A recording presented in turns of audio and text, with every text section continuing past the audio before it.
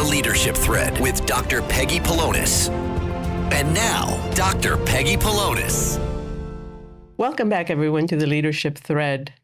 Ever wonder how filmmakers really engage audience and get them to reflect?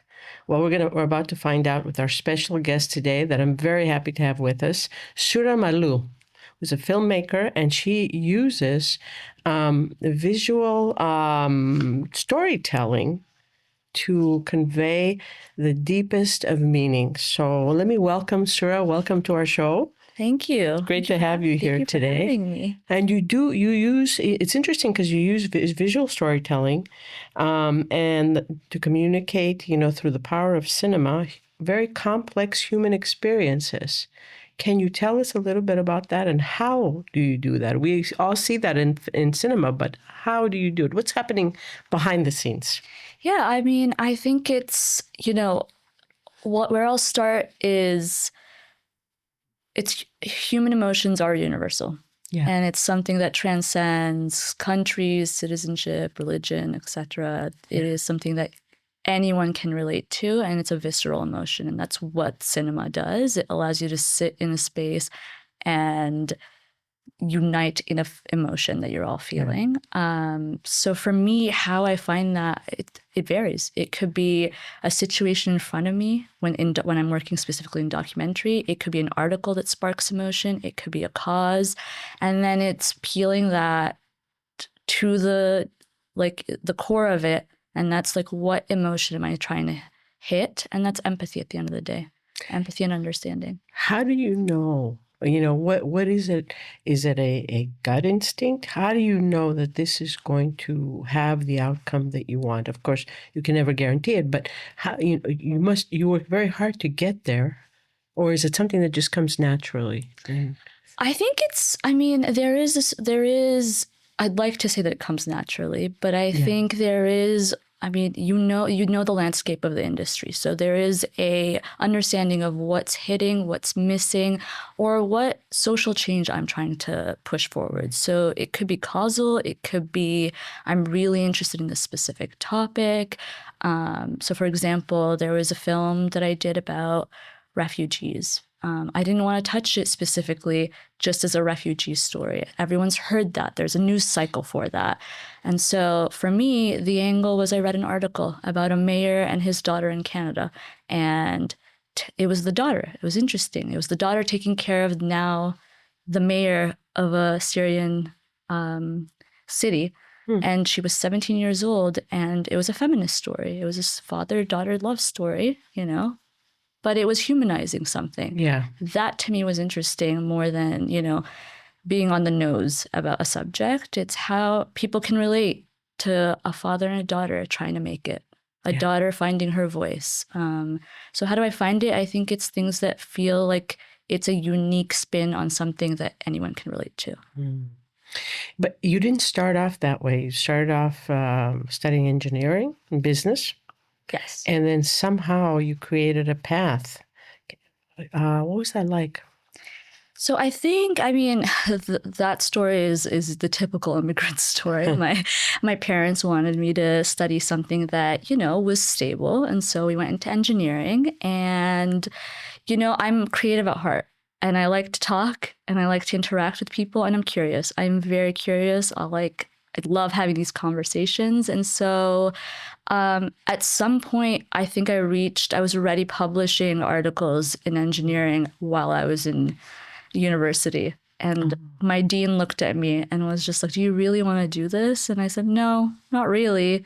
And I switched into film at that point. And it was because of a film I actually watched. There was a film I saw, a documentary, and I realized you could affect change through a visual medium.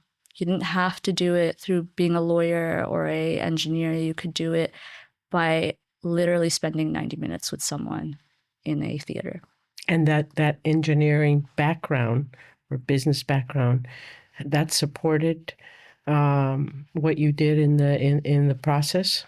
I would say it was more integral than I even give it credit for. I think the way I problem solve, the way I, interact on a business level, because the industry is a business, regardless of it being creative or not. I'm still taking meetings. I'm still pitching. I'm still talking about budgets. I'm still explaining, why do you want this product? And that's all stuff you learn both foundationally as an engineer and also in business, where it's public speaking. It's, you're selling something. Yeah, you have to make it known. Otherwise, people won't know what you're doing. So to that end, what are some of your earliest memories connected to storytelling, images, or film? And how did they shape your desire to become a filmmaker?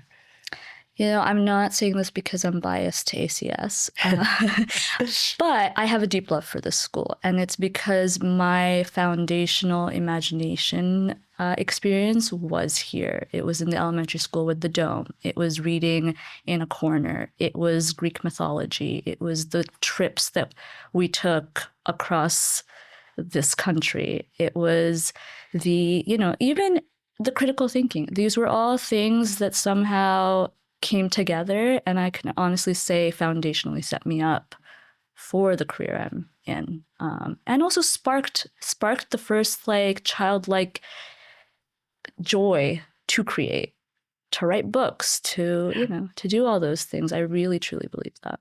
Yeah, I meant to mention that Sura is an alumnus of ACS Athens, the American Community School in Athens, Greece, and you spent a number of years here of your schooling, and then eventually moved to Canada. Yes, so I did pre-K till 7th grade here. So it was all the foundational periods of my life were here. And a lot of your memories come from that. Yeah, It's really interesting. Well, it was the spot that I spent the most time in terms of schools, because we moved around a lot. You moved around a lot with your family. So, yeah, my dad is an engineer and he was an expat, so we'd move around. But all this to say is, this is the one place that felt foundational. I can tell another ACS alum by the way they speak. We pause. We're more critical in our thinking. There's also a global aspect to the way we think. And I think that's part of also being successful in my career, if I'm being honest. It's the ability to, when you grow up in ACS, there's so many people from different nationalities. Yes. And so it's something foundationally that you become aware of. The world is big already. It's not small. That's interesting. How did your upbringing and your cultural environment influence the way that you see the world and the stories that you feel compelled to tell? I know that you're very interested in social justice. Yeah, I mean, when I started making films, it felt like there was a responsibility, because there's not a lot of Palestinian filmmakers. There's also not a lot of Middle Eastern filmmakers. They obviously are, just for clarity. It's just there's not a lot of opportunity the way the industry's set up. I felt responsibility to tell stories that humanized my community. And I think that's now, evolved, where it's not just my community, it's the human condition as a whole. I don't necessarily see that I need to just focus on my community, but it was the spark. It was the thing that I felt most tied to, and also a responsibility to speak up and show joy and human archives of the beauty of, my culture. And that's where it started, and then has evolved over time to be universal. And if I could divert a little bit from that, but along the same lines, as a woman filmmaker, was that path, difficult, easy? It's funny because the short answer is yes, but I would say it was a tiny bit easier than being an engineer as a female. So I was going from a male-dominated industry to another male-dominated industry. But having learned the language of interacting in that way through engineering, I was able to take that into the film industry. And I think where I kind of pivoted was I decided I didn't want to have any roadblocks. So I was like, these pipelines weren't made for me. The idea that I am supposed to go to film school, then become a PA, a production assistant, and then become an associate producer, then it wasn't made for me. It was made for a specific gender, a specific ethnicity. I'm going to create my own path. And, I think that's the biggest thing is you can reach where you want to be without without having to go the direct path. And I think, again, that's something that I learned in ACS. There are many puzzle pieces. You put them how you want to. So how did you create your own path? It's a funny story. So I went to film school. Actually, before I went to film school, I watched a documentary that I absolutely loved. And this person I emailed, and at this point, she had just won her Oscar and was not, who's going to answer? Who's going to answer me? But she emailed immediately and she was like, go to film school. And I thought she was my best friend. Immediately, I was like, oh my God, this Oscar winner is my best friend. So I started emailing her from film school and being like, dear Laura, this is what I learned today. Never got a response back after that. And then it was time to graduate film school. The one thing she had told me during film school is be a jack of all trades. So learn everything. Be good at everything. Even if you want to be a director, that doesn't mean you don't need to also know how to edit. You also need to know how to, light. You need to know every aspect of it. So when I was about to graduate, I had to do an internship. And I was like, I know who I'm going to call. I want to intern for Laura.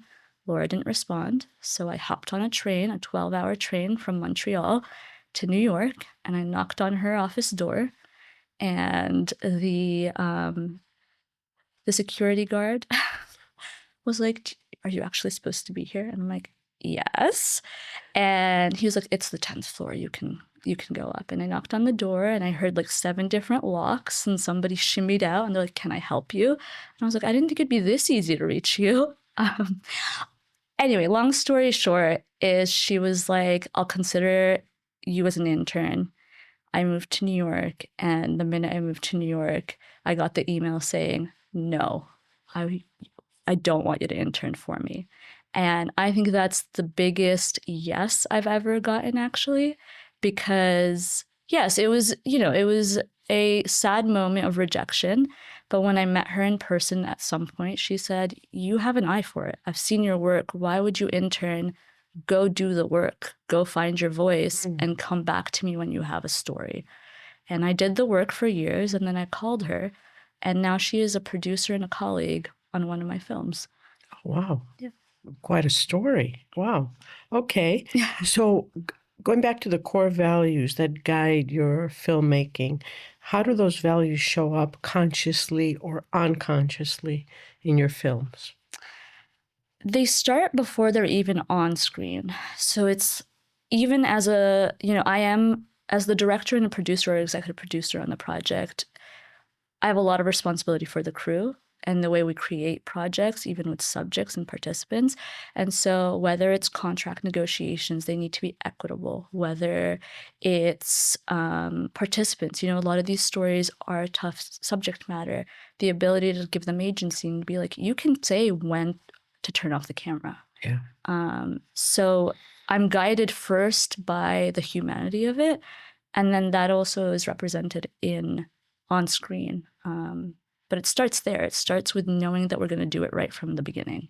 But it also sounds like you have some very strong leadership skills. I mean, obviously you're a leader in your profession, but it sounds like in a lot of details, which are essential in the business, you have that ability to work with that as a leader.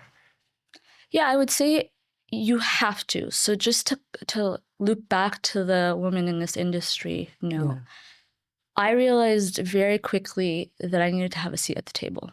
And that meant in order to have a seat at the table, it meant I needed to produce and executive produce, which means I do need to do the business side of it. Whether I want to direct all day and that's like my favorite thing to do, yes. But in order to do that with as much agency and to have my voice and uplift other people, I needed to have the business side of it. So that's where that leadership comes from, is one, out of necessity to make it in the industry, but also to be able to control the creative. Yeah. Looking back in your early work again, compared to what you're creating now, how do you feel your voice and perspective have evolved? I think that before I was really focusing on my community specifically, and now I'm at a place where it's more nuanced. It's not subject specific. It's, I'll do true crime sometimes. I'll do scripted. It really is whatever the story demands and less like a responsibility. I feel like now I get to play a little more. So that's kind of how I feel about it. You mentioned earlier, the no that became one of your biggest yeses, but certainly, the path, no matter, even if there, luck has something to do with it, it can't be easy. It's a difficult path. So dealing with, challenges and roadblocks and things like that, how did you cope with all of this? What got you through? Where did you find the courage to keep going? I think it's the community you create. So that's part of it. That's really important, showing up for your community. And I mean specifically your filmmaking community or your general community, because they're going to show up for you. And then from an introspective perspective, it's understanding that not everything is personal. So really that growth that happens of that no, you're going to get in this industry, you're going to get more no's than you're ever going to get yeses. But that yes is going to be, it's going to mean something when it happens. Yeah. But it also sounds like you didn't really wait for the yes to happen. You kind of made things happen along the way. Paved your own path. Yeah, that's very true. I think part of it is it's kind of a race. You want to be juggling a lot of projects and you want to be strategic. There's some projects for me that are I know this is sellable. I can make this fun for myself, but it's not my baby. And that's the commercial project. And then there are stuff that I will do that are indie that I will take 8 years to make through indie financing that mean more to me. But there is a balance to it. And to the point that you were saying about, not waiting, it's because I'm playing in multiple pools. And I think it's resilience, essentially. You just have to have resilience in the industry. Yeah, I think resilience is key to everything these days. Are there aspects of your personal experiences or identity that consistently find their way into your films? I'm not sure yes, it's always something that I'm trying to move the needle on. So whether it's the subject matter or, the way I want to tell a story. So I have a film that's on CBC it's called 15 Ways My Dad Almost Died. It's a docu-comedy, and it's a human archive story about the genocide in Holo back in the 1970s. There was no media archives for it. So we created a time capsule through animation. So all this to say is that moved the needle, but I also got to do something fun. I got to use animation to tell a story. There was a way to do it that was really interesting to me. So yeah, I guess it's really what positive outcome am I trying to put into the world? I'm always trying to make something that it's kind of beneficial, not separated from who you really are deep down, right? But in the process of all of this, what do you really hope your audiences feel or question or take away after watching your work? I have such an odd answer to this. I divorce myself from the outcome. So for me, my job is to do the best thing with my team up until I deliver it to the streamer or the broadcaster. After that, it is the audiences to decide how they want to perceive it. That's why art is so beautiful. You can perceive it however you want. But I think that's also healthy for an artist to divorce themselves from the outcome. Let go of that control and let people experience 100%, because the metrics keep changing. So there's no reason to, be stuck on that. But I will say, if it causes conversation and dialogue, I've done my job. Do you ever get any feedback from your audience? I mean, obviously, if they're watching your films, that's feedback, the reaction, their engagement at the moment. But do they ever write to you and give you their perspective? Yes. Yeah, I've had really lovely emails. Some Cedra is now used in public schools everywhere in Canada. 15 Ways is in the social justice hot docs festival. program. So I get a lot of emails of either they're interested in the participants. Also, it's like, what happened to this person? We're still thinking about them. We'd love to connect. Or can you come talk on a panel? Or can you talk about policy? And I get a lot of also people asking for, mentorship, which is really important, if I'm being honest. To guide the younger generation in this profession. So as a filmmaker, what are some of your long-term goals? And how do you hope your future projects will expand or challenge your current creative boundaries? I think the world is going to make that decision for me. It's like the work I do is within the construct of the ever-changing world. So that's going to, in the same way that I find inspiration from a news article or something in front of me or a film that I think did something beautifully, I think that's going to be dictated by what's happening in real time. What I hope is that I don't lose the spark for wanting to create documentaries. They're very hard to make. Yeah. But they affect social change, and we've seen that before. So that is kind of how I want to always work. But I also see myself doing more scripted. I'm currently writing a feature film. So, just, I guess, staying in the same realm, but expanding the tools I'm using. So here you are back at ACS Athens. Really great to see you back here. If you could say anything to the students who are, planning to move in this profession, what would you say to them? Be a jack of all trades. Exactly what I was Do it all told. and do it well. Do it all. And also don't wait for permission. That's really the biggest thing. Don't wait for permission. And this is going to it might sound obnoxious, but you have a peak amount of years where it's very endearing to ask to be taught. So send those emails, knock on those doors. It's bright-eyed and like full of energy is a win. So don't ask for permission, just ask for the internship, ask for the coffee. Go for it. Yeah. Yeah. Well, thank you so much for joining us today. It's really been an enlightening conversation. Wonderful to have you back. Thank you so much for having me. And thank you for the amazing questions. Thank you for joining us once again. And remember, do it all, do it well, and don't ask for permission. Amazing. Thank you. Thank you again. Thank you.